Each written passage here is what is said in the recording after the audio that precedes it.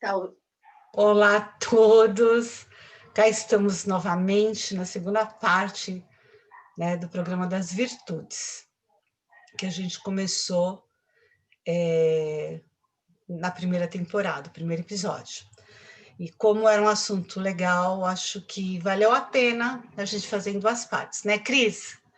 Então, de novo eu aqui, Ana Cristina Coda, com a minha amiga Cris Paramita, ou Ânila, né? A gente também te chama de Ânila, né? O que é Ânila mesmo? Eu não lembro, Cris. Então, olá, pessoal. Ânila é o nome que o Rinpoche me chama, né? A tradução é monja, mas ele me chama carinhosamente de Ânila. Sem saber, eu sempre te chamei de nossa monjinha, né? E daí agora, voltando para o nosso assunto tão importante, né, para o momento atual, que são as virtudes, essa virtude que a gente ia começar a falar, que é a quarta virtude, eu não preciso nem ver a cola, porque essa pega no meu calcanhar de Aquiles, eu sei bem o que é. Que é o esforço entusiástico, né? Esse esforço entusiástico, eu conheço algumas pessoas como você, né? Tem algumas pessoas que são exemplo, Ruth, mas não é uma coisa também daquelas muito simples de entender, né? Porque não é que é um esforcinho entusiástico, é um esforção entusiástico. Esse negócio de esforcinho não tem, não. Né? Porque eu acho que tudo que a gente se propõe a fazer, né, realmente com amor, com propósito, ele demanda um esforção, né? Porque realização, nesse mundo 3D que a gente vive, né, tem uma energia aí que se gasta que eu acho que a gente cada vez mais consegue entrar num fluxo, né, de aceitar e deixar as coisas acontecerem com mais facilidade, indo mais para onde o fluxo vai. Eu acho que a gente tem uma coisa que está mudando aí, né, do que indo atrás dos nossos desejos, que nem sempre são os que a gente realmente deveria estar perseguindo, mas como você já é um exemplo, você é um exemplo de esforço entusiástico. Me conta, como é que acontece isso? Me conta.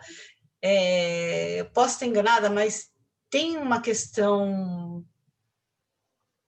amor/devoção nisso? Então, Crisinha, ocorre o seguinte. De novo, você começa com essa projeção que me percebe, né, com essa virtude e, obviamente, reflete diretamente em você que percebe em mim. Né? Mais uma vez, a gente precisa... Assim, esse esforço que entusiástico que você tem, eu garanto que eu não tenho.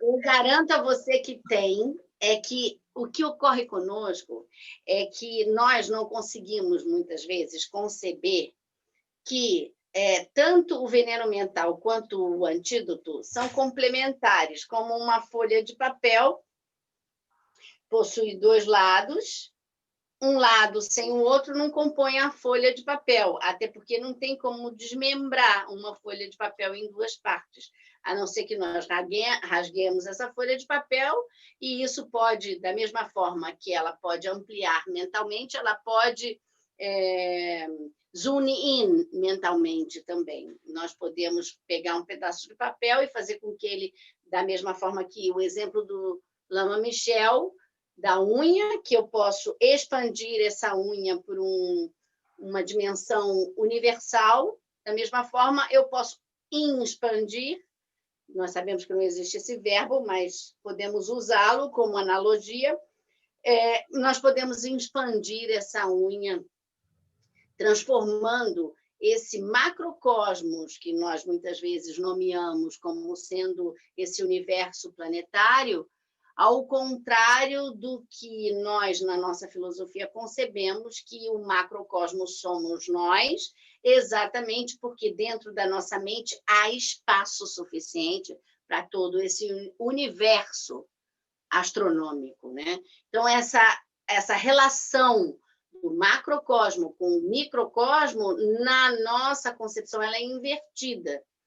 Porque o espaço, por menos que nós possamos dimensioná-lo como galacticamente, há tantas galáxias conhecidas quanto o nome dos nossos órgãos, por exemplo. No entanto, existe um universo dentro do nosso cérebro que não há ciência que possa descrevê-lo. Então, essas relações do macro com o micro ficam entendíveis quando nós nos concebemos como cada célula, os trilhões e trilhões de seres que coabitam, e um a mais é um tumor que se forma, e assim vai. Mas, voltando ao tema, eu passei essa nuvem, por quê? Porque, para nós entendermos o que é o esforço entusiástico, primeiramente, nós precisamos eliminar essa imagem de que o esforço é sacrifício.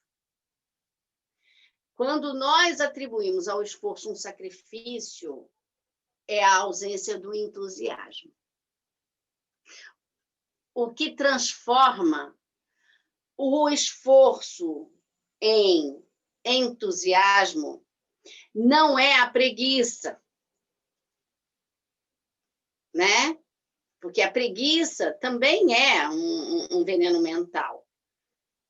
Tem aí, filosoficamente, a preguiça está descrita em todas as instituições que nós podemos nomear aqui. Mas a preguiça, ela comporta no universo complementar o esforço entusiástico. Sem a preguiça não existe esforço entusiástico, assim como sem esforço entusiástico não existe a preguiça. Assim como uma folha de papel possui dois lados para ser considerada uma folha de papel. Uma moeda não existe só sobre um lado, né? Então, quando nós percebemos o esforço como um sacrifício, é doloroso. Não que quando nós imprimimos o entusiasmo, ele deixe de ser. Vide um atleta, um maratonista, um bailarino, né? Sem dor, não tem como transcender o limite do treino anterior. Então, é necessário que essas frações sejam perseguidas gradualmente, mas constantemente, porque senão nós repousamos na zona de conforto e a mente funciona igualmente. Tá? O esforço, ele por si só, ele é doloroso. Porque quem não gostaria de ficar por mais um tempo na cama, naquela manhã chuvosa? Eu não conheço ninguém que assim não queira, né? Uhum. Quem não gostaria de dormir mais cedo, como hoje o advento da luz, desde o Thomas Edison até os tempos atuais com a internet, né? 24 horas em função, nós vamos retardando o nosso sono e adiando os nossos sonhos, né? Porque durante o sono é preciso ter tempo para sonhar. Cara, você está falando uma coisa que faz bastante sentido, né? Aliás, você falou algumas coisas que fazem bastante sentido. Uma, né, essa analogia da folha de papel é muito mais profunda do que parece, né? Porque tudo tem dois lados, né? E esses dois lados são acolhidos dentro desse grande macrocosmos que você falou. Então, assim, é o que a gente tinha até falado nosso primeiro encontro, que é uma coisa que eu já ouvi em algumas filosofias e eu realmente acredito. Tudo que tem luz tem sombra, entendeu? Não tem jeito, né?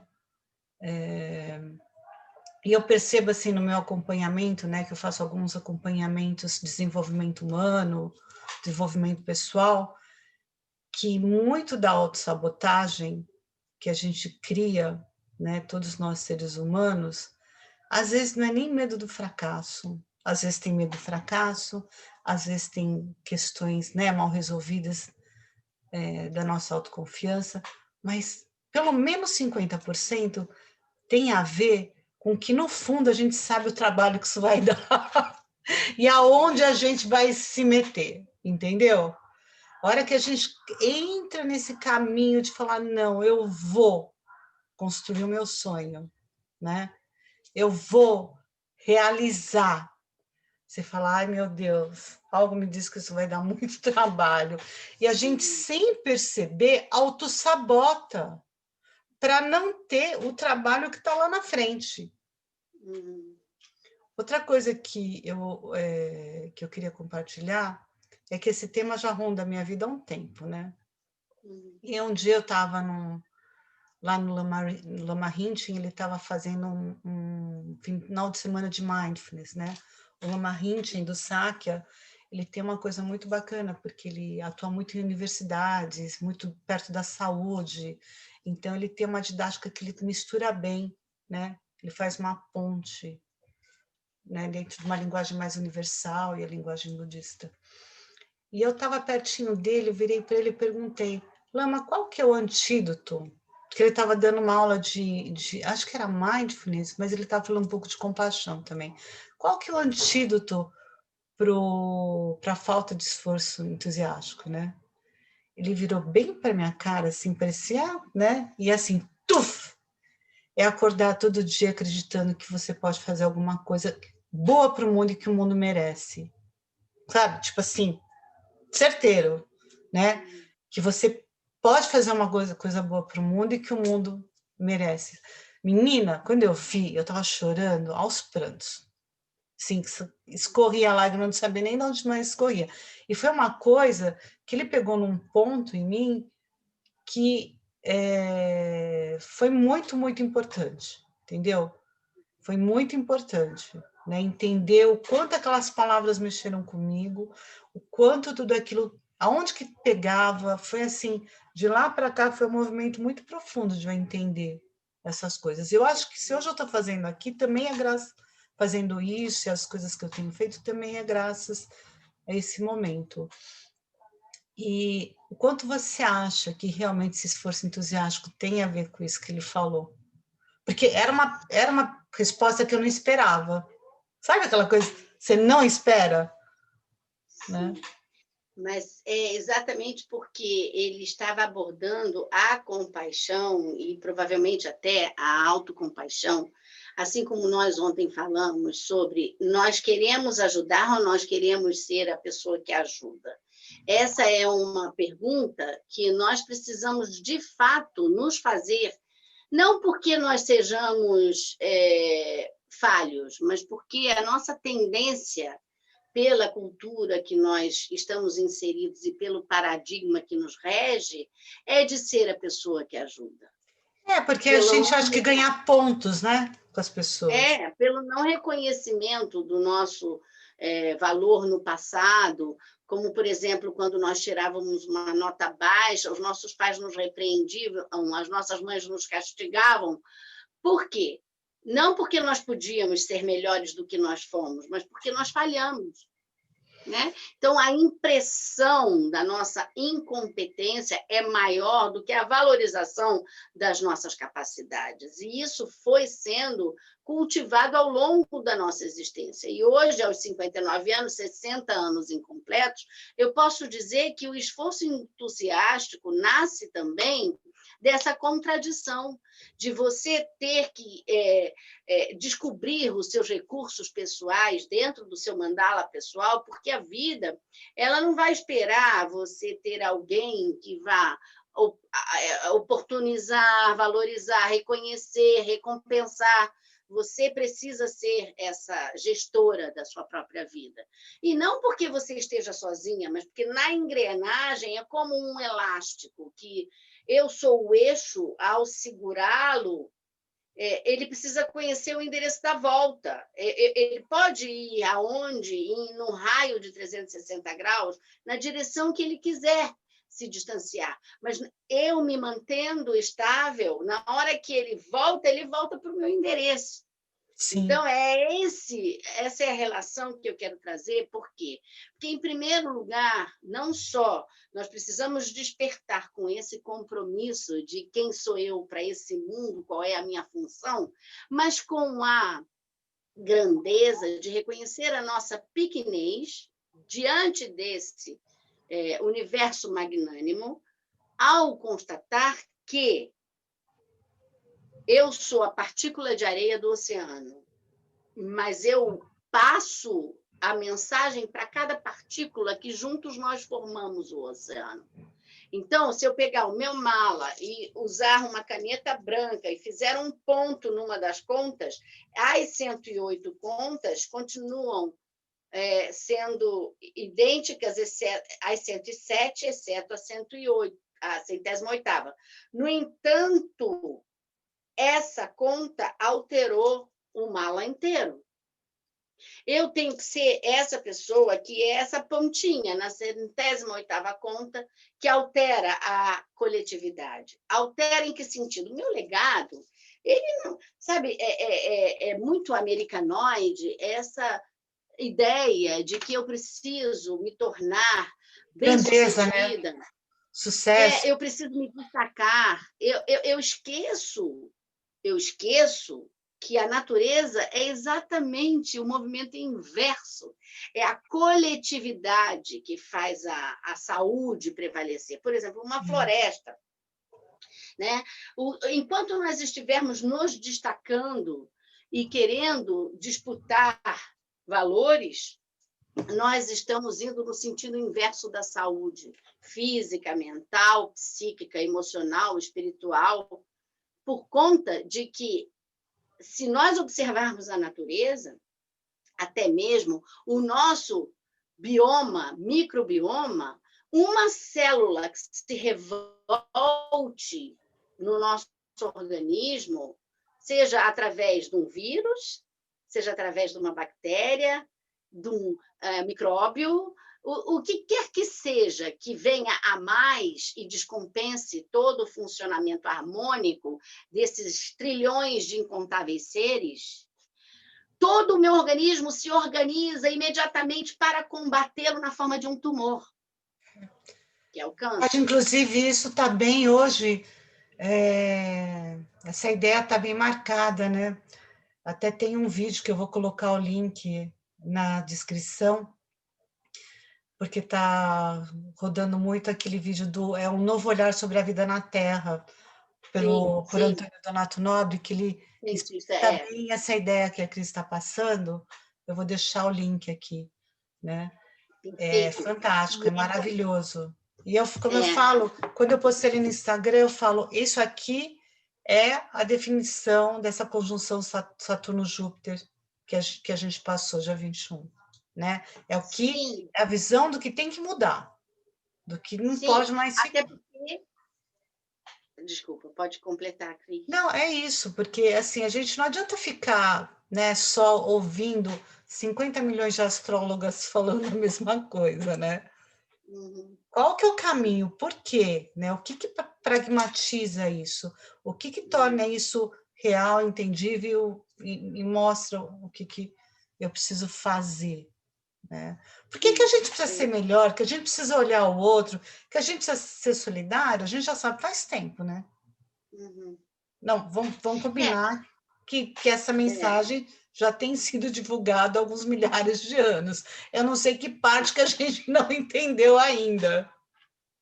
E nós deixamos de entender, eu me lembro que numa das práticas, como a prática de Parnashavri, que é exatamente a cura dos reinos do samsara, né, dos 6 reinos do samsara, que é a harmonização desse convívio, pacificando-o e restaurando-o. Assim como nós vivemos a era da degeneração, chamada de era Kali Yuga, nós podemos imprimir agora, na era de Aquários, a era da regeneração. E trocando a degeneração por regeneração, tudo se transforma imediatamente. A nossa mente concebe essa realidade de forma distinta. voltando a esse aspecto do esforço entusiástico, se nós observarmos que, assim como o Lama Santen falou, que a questão... Rinchen, né? Lama Rinchen. Lama Rinchen, ele fala sobre esse reconhecimento da nossa função, esse legado que ele estabelece como um ser humano, um destaque, e que, por isso, ele é o antônimo do que nós chamamos de comunidade, né? Se nós entendermos a sabedoria da discriminação como a sabedoria da equanimidade, a sabedoria da equanimidade é a liberdade de sentirmos atração e aversão por uns ou outros. E a sabedoria da discriminação é exatamente nós conseguirmos destacar a semelhança e, por isso, diferença, né, entre as partes. Então, uma sabedoria sem a outra é incompleta. Nós só conseguimos realizar a sabedoria da equanimidade se nós realizarmos a sabedoria da discriminação. Portanto, quando nós nos colocamos na roda viva, o que ocorre é que, além de nós termos essa tarefa pessoal, nós temos mais do que isso, que reconhecer que a nossa vida é preciosa. Se nós tomarmos por óbvio a nossa vida, a morte chega muito mais rápido. Se nós imprimirmos o esforço entusiástico no nosso despertar, até mesmo no nosso adormecer, nós vamos valorizar a nossa vida não só porque nós temos que preservá-la e vivermos com qualidade de vida, mas, sobretudo, porque nós temos certeza da incerteza do momento da morte. Aquele momento em que a minha respiração vai falhar e que me separou da minha existência e que eu passo a integrar um outro universo, nesse momento exato, que é a fração da fração da fração do segundo, esse momento em que me separou através da respiração da vida e da morte é o que, de fato, é a verdadeira vida. Então, aquilo que eu chamo de morte é a minha verdadeira vida, porque a minha mente é contínua, e enquanto a minha mente estiver livre de um corpo, ela pode transitar pelo universo livremente. Mas o medo de ter que conviver com o veneno mental é tão grande, porque o que nos assombra é nós acharmos que, na hora da morte, amém, vai haver um efeito hollywoodiano que, repentinamente, nossas fichas todas vão se alinhar e nós vamos realizar todas as nossas dúvidas. O que ocorre é que, quando nós nos certificarmos que nós vamos morrer exatamente como nós vivemos agora, daí nós não temos tempo a perder. E aí o esforço entusiástico entra como bálsamo que alivia a dúvida da hora do momento da morte. E aí, se nós conseguirmos viver, e no meu caso pessoal, eu perdi minha mãe com 10 anos de idade, né, num acidente de carro. Então, realizar a morte naquele momento, para mim, se tornou natural.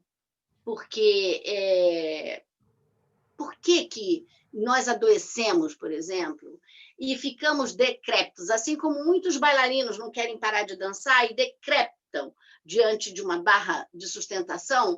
Nós queremos nos aprisionar à vida de tal forma, mas não é o verdadeiro reconhecimento da sua valorização, mas é o apego à própria vida.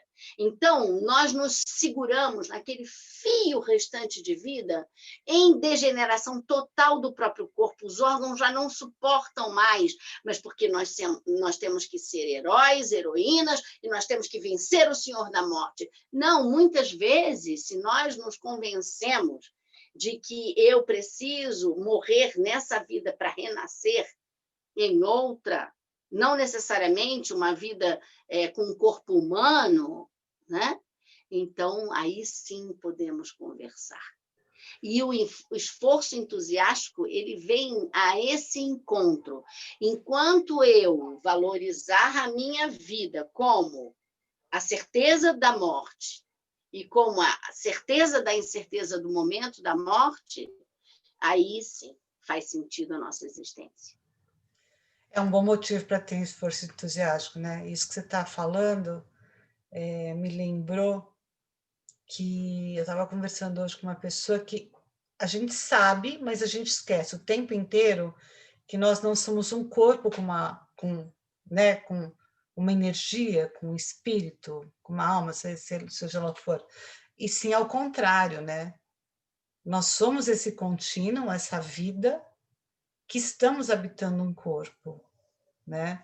E daí, cada vez mais, eu acho que nos próximos tempos, a gente tem que lembrar disso e entender a que existência que a gente quer se agarrar, né?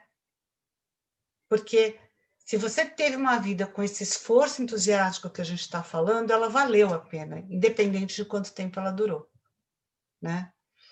Agora, você me quebrou as pernas, porque você falou muito da sabedoria, a sabedoria era a cesta para a Mita, né? No meio dela tinha a concentração, né? Sim, sim. Mas E eu citei as duas paramitas para que nós pudéssemos entender que essa capacidade de nós lidarmos com o semelhante, né? Por exemplo, eu acho uma imagem que tem para nós falarmos sobre a concentração, se você quiser, a imagem que tem na internet circulando, que eu acho muito sábia, é aquela imagem dos três caixotes, um mais baixo, um médio e um alto, e três pessoas, uma baixa, uma média e uma alta, e uma partida de futebol acontecendo do outro lado do muro. Daí a equanimidade é como você distribuir esses caixotes entre essas três pessoas, de forma sem que dúvida, todos assistam a partida de futebol. perfeito. E nessa imagem, o que está ali expressando? A semelhança e a diferença. Todos temos direito a assistir a partida de futebol, né? Então, Exato, vamos exato, distribuir os recursos conforme a necessidade de cada um. exato. Uns me chamam de comunistas, outros de socialistas, e eu não sou nem comunista, nem socialista, porque a partir do momento que a gente pega um carimbo e estampa, né, a nossa infinitude, ela se reparte em partes tão insignificantes que, por que não nós colocarmos a nossa verdadeira necessidade de compartilhar o que nós temos, né? Isso faz todo sentido. Agora, o que que isso tem a ver com... Assim, eu já ia entrar num outro assunto, porque o que você fala me lembra de outras coisas, né? Mas o que que isso tem a ver com concentração? Exatamente isso. Porque quando eu privilegio um objeto de meditação, para meditar, a mente precisa de um objeto. Seja um sujeito, seja uma situação, seja um fenômeno, seja o eu próprio, né? O que Ele a gente usa precisa, bastante, que é a respiração, que é o mais simples, porque você... claro, e a respiração é uma âncora, é uma ferramenta de meditação, um objeto da respiração. Portanto, a nossa mente, a natureza dela é o movimento. Não há a menor coerência em se esperar ou se solicitar da mente esse esvaziamento. Não vai acontecer jamais. Muitas filosofias fracassam porque não funcionam, exatamente porque apregou esse esvaziamento da mente. Sim, desde que se considere que pode o lago Plácido parecer imóvel, mas só o fundo sabe do quanto movimento existe ali, de vida pulsante. Então, a mente... Pode falar, Cris. É que, assim, eu acho que não são visões controversas, mas eu acho que quando se fala em esvaziar a mente,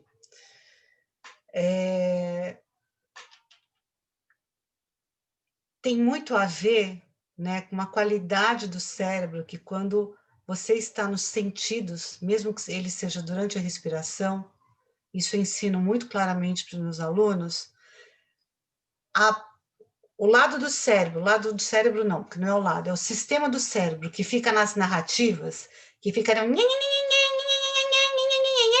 né, que não está focado e concentrado, está viajando na maionese, ele para. E isso é provado cientificamente. E tanto que eu faço uma brincadeira com as pessoas, que é justamente conduzir elas numa meditação focada nos sentidos durante a respiração. Em um determinado momento, eu peço para elas fazerem uma frase. Ninguém consegue. É esse lugar que a gente chama de sentidos. E, desculpa, que a gente chama de presença. Que a gente está se referindo, porque da mesma forma que existe a meditação unifocada, existe a meditação analítica, e são duas formas diferentes da mente se comportar. É como nós, quando meditamos no vazio de existência inerente, nós podemos partir do ponto do vazio, assim como nós podemos partir do ponto da existência. Mas para que todos possam entender, o que está descrito de alguma forma na minha experiência direta através da concentração, é o fato de que, a partir do momento que eu consigo manter a minha mente focada no momento presente, seja usando a respiração, ou o sino, ou qualquer estímulo que seja, onde eu possa manter a minha mente focada, é o exercício que eu treino para manter a não lateralidade do que eu considero como sendo desagradável e do que eu considero como sendo agradável. Exatamente. Esse movimento de lateralidade, ele deixa de existir quando eu uno as duas extremidades. Por isso que a natureza do sofrimento do ser humano é a dualidade, porque nós estamos invariavelmente experimentando estímulos sensoriais que nos arremessam ou ao lado do que nós chamamos de que nos é desagradável e nós geramos a aversão, ou ao lado do que nós consideramos agradável e nós geramos a atração, ou ainda no caminho onde nós estamos no neutro e que nós não estamos nem sentindo aversão e nem atração. Portanto, o que nos imprime a dor e o sofrimento é nós considerarmos essa lateralidade como dois extremos. Se nós conseguirmos reunir essa energia que nos arremessa como um globo da morte, quando a moto para um lado ou para outro, e nós conseguimos trazer a nossa atenção para o canal central, reunindo essas energias, tanto a masculina que nos gera aversão, quanto a energia feminina que nos gera a atração, para o canal central, que seria a união inseparável dessas duas partes, das duas dualidades. Deixa eu fazer uma legenda, né? Porque a gente é muitas vezes assistido por pessoas que não entendem nada sobre budismo, nem sobre tantra, nem nada, né? Então, o canal central é um canal que a gente tem, né? Que ele passa lateral à coluna, do topo da cabeça até uns 2 dedos abaixo do umbigo, né, Cris? 4 dedos. E saem 2 canais laterais, né, que tem algumas duas intersecções, que é um canal do lado direito masculino e o esquerdo feminino. Apesar que você vê, né, na medicina chinesa, tradicional chinesa, o meridiano é feminino direito, né? Né? Então, sim, gente, a gente também tem que deixar claro qual é o sistema que a gente está falando. Exato, a gente está falando do sistema do budismo tibetano, porque isso vocês vão encontrar muito nas filosofias orientais, que são coisas que parecem contraditórias, e elas não são contraditórias, é que não tem um certo e nenhum errado, tem métodos, existem métodos. Eu apanhei muito para entender isso, porque as pessoas falam, não, uma coisa é assim, outra coisa é assado, é isso que é o certo. Esqueçam tudo isso. Existem métodos que funcionam, né, se usados da forma com que está sendo indicado. Né? Não tem certo nem Exato. errado. A gente E vai ter oportunidade de abordar melhor sobre os canais e esse sistema tântrico em outras a gente tem isso, Tantra, a gente acho que tem temas. A gente tem tem em feminino, alguns. masculino. Então, para nós concluirmos a concentração, obviamente, abrirmos um horizonte de possibilidades, mas para a nossa atenção ficar unifocada, a concentração é a capacidade de nós passearmos por essa lateralidade, dando uma nova valorização para esses estímulos. Então, quando nós observamos um pássaro no céu, nós não sabemos nem de onde ele vem, nem para onde ele vai. Nós não nos preocupamos com isso. Essa não é uma sentença. Apenas ele surge, nós o observamos, nós o admiramos e ele vai, nós nem sabemos para onde, nós não nos responsabilizamos e não nos atribuímos o controle sobre esse voo do pássaro. Assim, simplesmente aceitar a realidade como ela é, sem, né, a gente trazer os nossos conteúdos em relação àquilo. Até porque a nossa realidade, ela se confunde com o que nós chamamos de realidade absoluta. Não existe uma realidade absoluta numa mente contaminada. Não. O que existe é a soma de todas essas realidades que compõem uma realidade coletiva, que é essa que vai imperar sobre um aspecto que seja mais sistêmico, que seja mais coletivo. Do contrário, eu vou experimentar a realidade com os meus sensores, com o meu paradigma, no contexto que eu estou inserida, com todo o meu histórico de DNA espiritual, biológico e assim por diante. Educacional. Portanto, o que nós podemos, nesse momento, destacar é que esse passeio que a mente dá, ele pode ser atribuído um valor muito menos significativo. Então, a mente passeia e o exercício é como um músculo, é trazer delicadamente a mente de volta para o momento presente. E esse é um treinamento com muita amabilidade, porque quando nós nos encrespamos com a nossa mente, gera uma aspereza que é o contrário do movimento que nós queremos.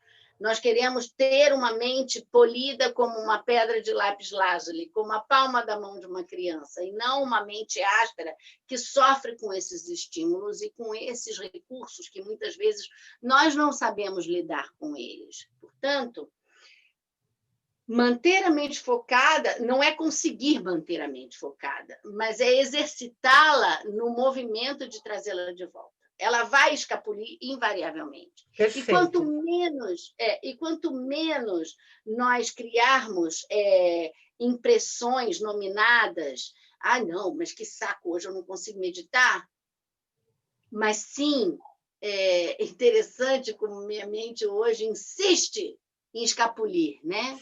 Mas, minha querida, volta, porque nós estamos aqui com esse propósito. E daí a pouco vai ela de novo, volta, que nem uma pipa, volta, né, para a almofada, volta para a respiração, volta para o sino, volta para e usar os estímulos externos como lembretes. Tocou a campainha, mas eu não vou atender, mas a minha mente vai à campainha, ou a campainha vem à minha mente, mas eu trago de volta a minha mente para si própria. A campainha foi um lembrete. Tocou a campainha. Ai, que bom, então, é para me lembrar que eu tenho que voltar de volta, para trazer a minha mente de volta. Mas me lembrei de uma mágoa que hoje me causaram na parte da manhã.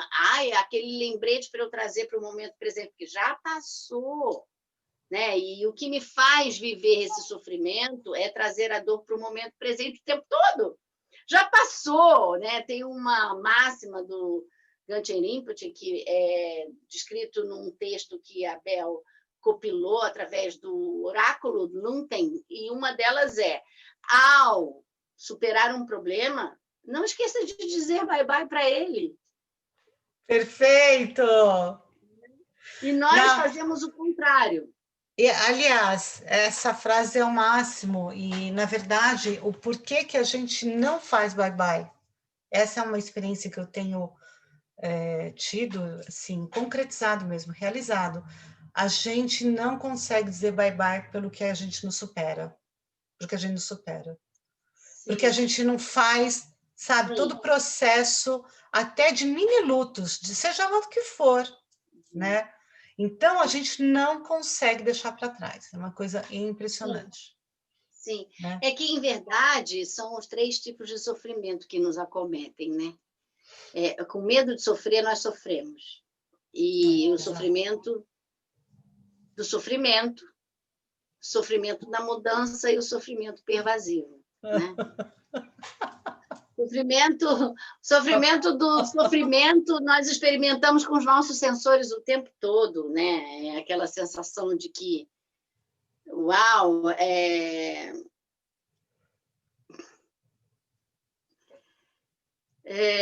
eu me apego a esse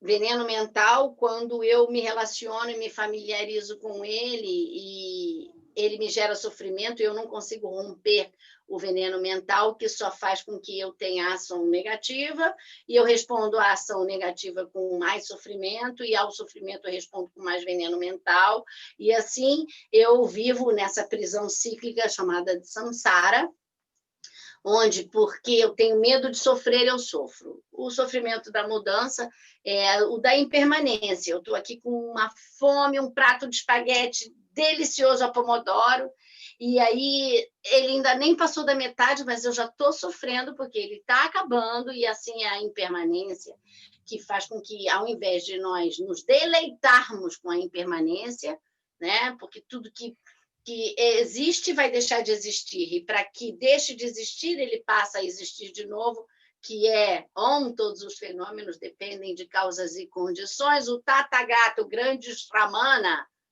entendeu? A causa de todos os fenômenos é a sua sensação, né? E pronto, né? É isso, porque aquilo que está no ápice vai deixar de estar, assim como aquilo que não está no ápice vai voltar a estar. Gente, eu preciso fazer umas teclas SAP suas, entendeu? É o seguinte, galera, veneno mental é o equivalente aos pecados do cristianismo. Então, a gente está falando de orgulho, de avareza, de raiva, essas coisas todas que todo mundo conhece. E Tathagata seria um ser realizado, né? É um outro nome para um ser realizado, que além de Buda, tem alguns outros nomes, né? Então, só para vocês entenderem, já que eu sou ruim de botar legenda, eu ainda vou aprender a fazer essas coisas para não precisar interromper, mas por enquanto eu sou ruim, eu deixo colocar umas teclas SAPs. Pois é, mas a verdade é que não é interrupção, né? Nós estamos compartilhando do mesmo momento. Eu não me sinto em momento nenhum interrompida, né? Inclusive, eu prefiro dessa forma do que a legenda, porque a legenda a gente para, e aí a nossa meditação unifocada vai todo para o que está escrito, né? É muito mais. Muito tem mais. Como fazer umas imagenzinhas, né? Tathagata, ser iluminado, venenos mentais. Eu ainda não sei fazer essas coisas, mas eu vou aprender. Pois é, mas aí talvez você vai precisar de um auxiliar, que aí você não vai. Porque aí o que acontece é que quando você perde o empenho daquela ação, ela precisa de uma energia tremenda para retornar.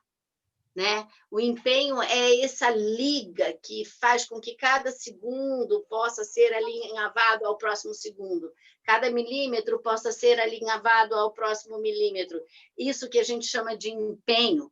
É assim, eu vou fazer uma dieta, que é o meu caso, mas aí eu, puxa vida, mas eu vou ter de comer aquele espaguete a pomodoro, não sei se eu vou conseguir. No final de uma semana, eu me peso, não emagreci nem 1 grama, eu vou comer meu espaguete. Né? O que falta é empenho. Ó, não deixa de ser um pouco de esforço entusiástico pela vida também, hein? Pois é, não, mas aí é que está, né? Depende do valor que a gente atribui, né? Depende do valor que a gente atribui. Porque Enquanto o também é valor do importante a gente ter prazer na vida. Isso é básico. enquanto um prazer tiver, Isso é assim, básico. como é que foi, agora eu não me lembro qual foi um desses escritores brasileiros, eu não sei quem foi. Ai, puxa, que ele diz quando um bem maior se levanta, é, Não sei do que você está falando, então não posso nem te ajudar. acho que foi Machado de Assis, ele fala um, quando um bem maior se levanta, o outro se deita, uma coisa assim, como se, a partir do momento que você elege um bem maior, aquele que era maior se torna menor. E é só uma questão da onde a mente se posiciona, né? Então, a concentração é isso. Se eu medito nessa imagem de Parnashavari, essa imagem de Parnashavari é o meu objeto de meditação. Qualquer estímulo que venha, de alguma forma, me distrair, é um lembrete para eu retornar. Sim. E se eu consigo fazer essa analogia, observando a interferência como um lembrete, eu transformo o valor que eu atribuo a uma interferência e o torno a interferência um aliado à minha meditação. Uhum. É quando, muitas vezes, nos textos budistas tem escrito não existem mais inimigos, né? É transformar a interferência em oportunidade. Sim, sim, E a isso na sombra em vida luz. funciona, que é uma maravilha, né? É Muitas maravilha. vezes nós elegemos um inimigo como inimigo pelo simples fato dele não concordar conosco. No entanto, é ele que nos amplia o horizonte da diversidade, é ele que nos concede um outro ponto de vista. Se aquele que é diverso de mim mesmo se torna inimigo, eu desconsidero a minha universalidade, a minha diversidade, a minha capacidade de enriquecer a percepção sobre um determinado aspecto, pura e simplesmente porque eu te elegi como minha inimiga, porque você não é afim, porque você não faz parte do meu nicho, você não é do meu clã, que é careca.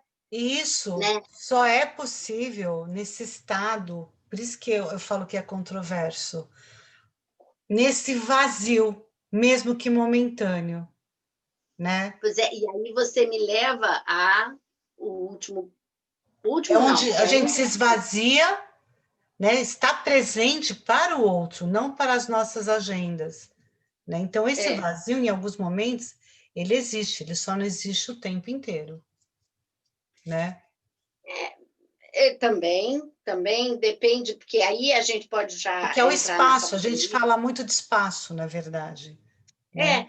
A É do definição de espaço. espaço e de vazio é muito semelhante, porque tem o espaço como qualidade e o espaço como física, né? O espaço como física, a não existência de um objeto de obstrução a gente chama de espaço. Mas aí é na qualidade de um elemento físico.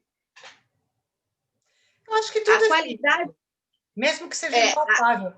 Uma mente que pensa uma coisa negativa, ela não deixa de ser uma matéria, energia. Ela pode não ser densa, você pode não ser tangível, mas até hoje eu não sei se o não sim, mas é porque tangível não é matéria.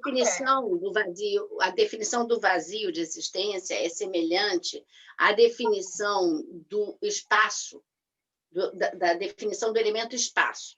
A Sim, definição do elemento espaço na física quântica é a não obstrução de um objeto, a não existência ok. da obstrução de um objeto, né? Sim, não E existe a objeto. definição do vazio é a não existência de um objeto de negação. Mas isso a gente vai entrar na sabedoria, quando a gente Sim. entrou Pode nesse entrar ponto. na sabedoria já. Já estamos nela. A sabedoria, ela é um capítulo sem fim, né? Sabedoria, ela é a união. Sabedoria é um capítulo Mas, sem fim, é perfeito. mas para a gente poder adequar à nossa ocasião, a sabedoria que então seria esse vazio de existência inerente, mas por quê? Vamos lá. De acordo com alguns textos, a definição de sabedoria começa pela existência. Em outros textos, começa pelo vazio de existência. Portanto, quem está certo é aquilo que você falou. São pontos de vista que convergem para a mesma verdade, né? No caso, eu prefiro falar entre nós da seguinte forma, que é uma maneira bastante elaborada de ser dita. O mundo que funciona não é o mundo que nós estamos acostumados a experimentar. Nós estamos experimentando integralmente um mundo que não funciona. Por isso nós temos tanto sofrimento, porque nós concebemos fenômenos, sujeitos, objetos, situações como permanentes, não é? Sim, claro que sim. Eu sim. Eu não sei você. E eu não sei quem estiver. Vou Você te está sem falar som. que com o tempo e com a idade, a gente realmente realiza a impermanência, com certeza, porque a gente muda muito nos aspectos internos e externos, né? Mas os mais jovens, para realizar esse vazio de existência inerente, com certeza deve ser muito difícil. Sim, sim. Sim, não é tarefa fácil, porque o dia que também nós realizarmos, nós vamos ver o vazio de existência inerente e a realidade muda por completo, né? Quando nós entramos em contato, é dito que demora 20 minutos, mas é quando nós conseguimos reunir os nossos canais laterais no canal central. Nesse momento, que nós vamos falar em um outro momento aqui no nosso programa, é quando eu consigo eliminar essa mente dualística, né? Que me arremessa na minha lateralidade, que, sem dúvida nenhuma, é a causa de toda a minha dor e sofrimento. Por quê? Aquilo que eu elejo como aversivo é porque me causa a sensação desagradável. Aquilo que eu elejo como atraente é porque me causa sensação agradável. Há alguma permanência nisso? Basta nós observarmos a nossa relação interpessoal. Aquele que era nosso melhor amigo se transforma no nosso pior inimigo. Aquele que era nosso grande amor se transforma no nosso maior ódio. E nessa variação sobre o mesmo tema, porque nós estamos falando da mesma pessoa, nós não estamos falando de uma outra pessoa. Somos nós que estamos permanentemente em impermanência, e o único conceito que nós podemos atribuir à impermanência é que o conceito da impermanência é permanente, porque o resto está em constante transformação. Né? A gente e o outro também, né? Nada tá fixo. Sim.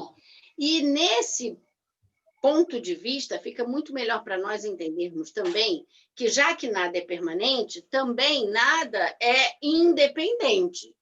Porque se eu preciso que uma parte desse todo, assim como nós usamos o exemplo do mala, que eu, com uma canetinha, vou lá, faço um pontinho e eu altero o todo.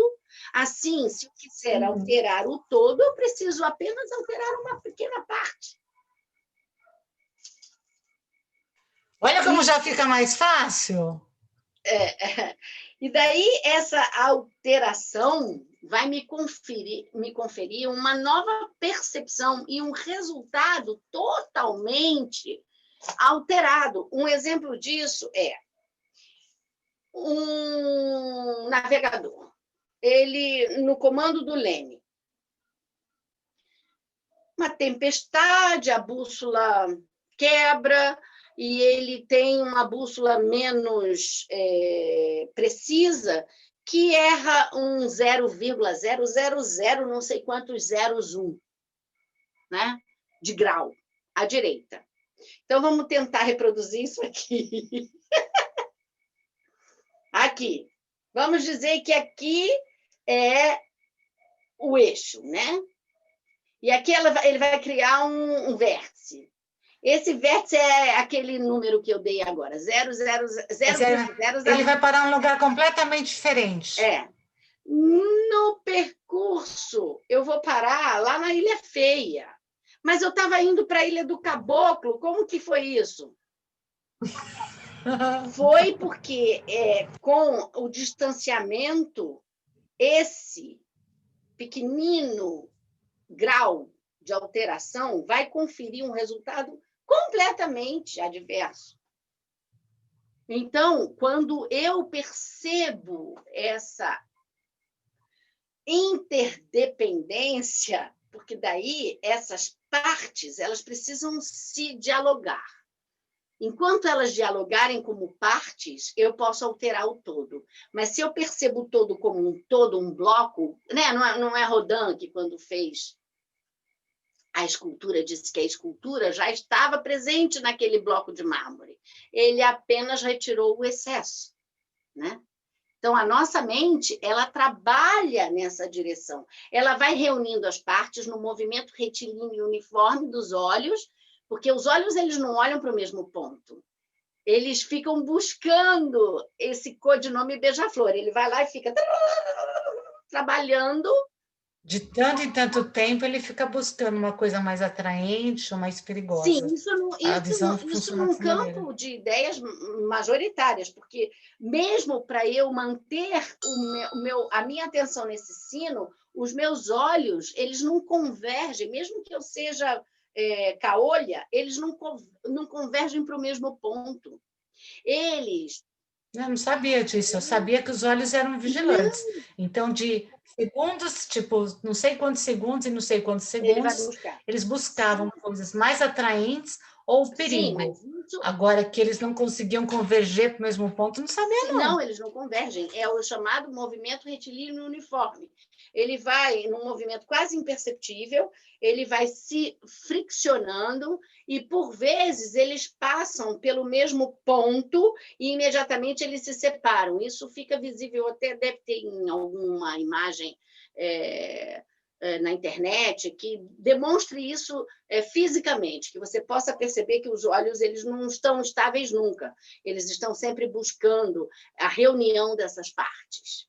Então, por mais que eu diga isso é um mala, né? É um mala para quem? Para quem o... Japamala é um terço tibetano de reza, tá, gente? Esse terço, esse rosário, que pode ser, sei lá, um pouco diferente, um terço, esse específico aqui, ele tem 108 contas, na 21ª ele tem uma conta distinta, na 54ª outra, na, sei lá que número, outra, e aqui tem um marcador, outro marcador, outro marcador. Esse mala, ele pode ser reconhecido como mala por mim, por você pode ser um adorno, para o meu cachorro pode ser uma coleira, pode ser um açoite. O que vai determinar a aplicabilidade do mala é como minha mente percebe a sua função. Tem alguém errado na história? Não. Não tem ninguém errado na história. Por quê? Porque essas partes concebem a função a elas atribuídas e elas exercem essa função. Como um açoite não funciona? Como um açoite? Como um japamala para eu contar os mantras do dia não funciona? Funciona. Como um brinquedo de cachorro funciona? Como a coleira do cachorro funciona? Então, todas as partes estão corretas para o mesmo objeto. Ele funciona como um sanduíche? Não cumpre a função de sanduíche. Então, a cognição válida, ele não pode ser um sanduíche, porque ele não exerce as funções de um sanduíche. Isso agora, dando uma resumida, né, no aspecto da sabedoria, eu acho que o que você está querendo passar é que a sabedoria ela compreende alguns prévios entendimentos, né? Que é da impermanência, né? Da não inerência existente, né? Que quer dizer as coisas não são fixas, e a interdependência, né? Então, o que você está querendo dizer, você está explicando um pouquinho de cada coisa, é que a sabedoria, ela acontece quando a gente consegue aplicar esses conceitos, é isso? Né? É isso. De uma visão que seria a mais correta das coisas, né? Uma visão mais ampla, digamos assim. Bingo, Cris. Lexo que a gente fala, mas é o seguinte. Sim, é exatamente isso, e é um pouquinho a mais, que é o seguinte: enquanto eu não conceber o mundo e a realidade como sendo impermanente, interdependente, relativa, Relativo. subjetiva, Ok, abstrata, perfeito. eu vou no caminho da ignorância. Perfeito. Quando eu questiono esses conceitos e essas percepções equivocadas da realidade, basta eu questionar, que já é como diz o Alain Michel, já é um tapa na cara da ignorância. Por quê? Porque quando eu percebo que eu estou atribuindo um valor que é incompatível e incoerente com a realidade, eu já enfraqueço a mente da obsessão à autogratificação, que busca sempre ter razão em relação às suas opiniões. É o ego pequeno, né? Ele se acha grande, mas na verdade ele é bem pequenininho. Mas que culpa tem uma pessoa que tem a percepção, como eu? Eu tenho uma percepção estreita da realidade.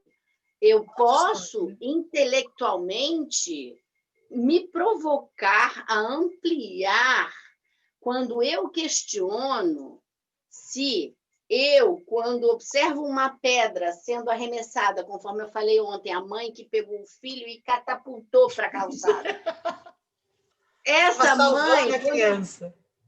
quando eu vejo o movimento do arremesso e eu me empodero de uma fúria em